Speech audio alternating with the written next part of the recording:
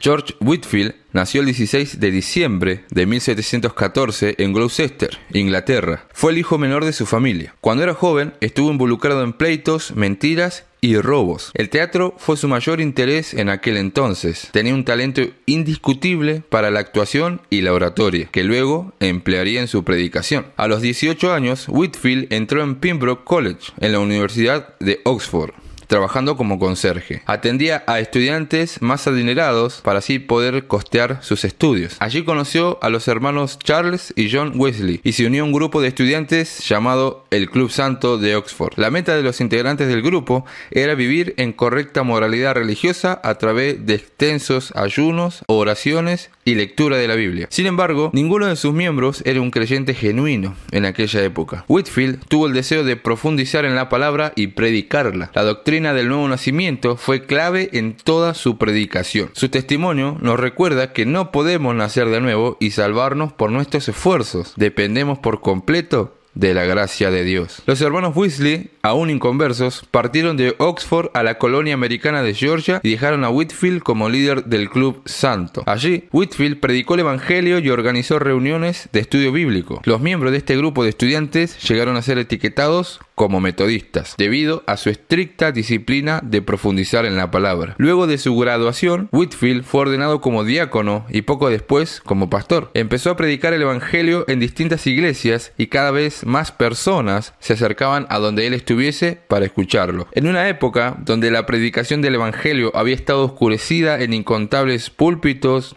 Whitefield fue como un relámpago donde quiera que fuera. Impulsado por su amigo Howell Harris, Whitefield comenzó a predicar al aire libre a multitudes. Esta fue una de las decisiones más importantes en la vida del predicador, en vista de que algunas iglesias cerraron sus puertas a él. Tal acción del evangelista fue controversial y vista por muchas personas como fanatismo. Su predicación fue confrontante, exponiendo el evangelio, señalando que muchos ministros en la iglesia de sus días no habían nacido de nuevo en realidad, y causando extremo fervor sobre su audiencia de miles y miles. Cuando llegó a Norteamérica en 1738, a petición de los Wesley, ellos habían regresado a Europa. Allí asumieron el liderazgo del nuevo movimiento conocido como metodismo. Whitefield aprovechó su viaje a América para predicar a Cristo. Muchedumbres le seguían a todas partes. Pueblos enteros fueron trastornados por su predicación. Ese fue el primero de 7 viajes que realizó a Norteamérica entre 1738 y 1770. Así, Whitefield fue instrumento de avivamiento tanto en Europa como al otro lado del Atlántico. El mundo entero es ahora mi parroquia, dijo en 1739, y otra vez, 30 años después, cerca de su muerte: a donde sea que mi maestro me llame, estoy listo para ir y predicar el evangelio eterno.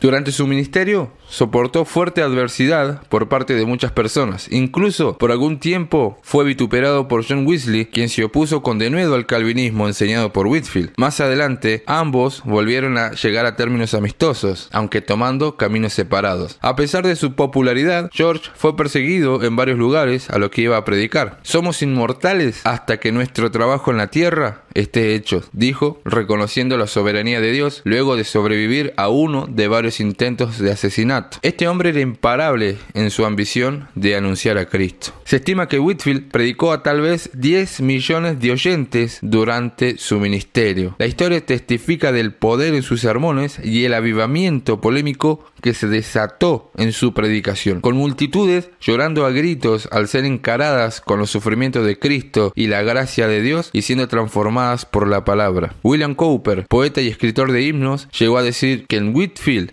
los tiempos apostólicos parecen haber regresado a nosotros. Whitefield fue conocido por predicar desde el corazón, con una convicción incontenible. Lloraba a menudo por los pecadores en sus sermones y usaba toda su capacidad oratoria en la exposición de la palabra. Su pasión era conducir a la gente a mirar a Cristo y a aferrarse a Él. Aunque plantó 3 iglesias y fundó un orfanato, la proclamación de la palabra como evangelista itinerante fue el centro de su ministerio. Fue lo que consumió su vida en una época en la que no era fácil viajar a largas distancias. Su titánico ritmo de predicación tuvo terribles efectos sobre su cuerpo, acortando sus días. El 29 de septiembre de 1770, cuando Whitefield se preparaba para predicar al aire libre en el pueblo de Exeter, en los Estados Unidos, alguien le dijo: «Señor, usted está más apto para ir a la cama que para predicar». «Eso es verdad», respondió. Entonces oró: «Señor Jesús, estoy cansado en tu obra, pero no de tu obra. Si no he terminado mi curso todavía, déjame ir una vez más y hablar por ti en los campos,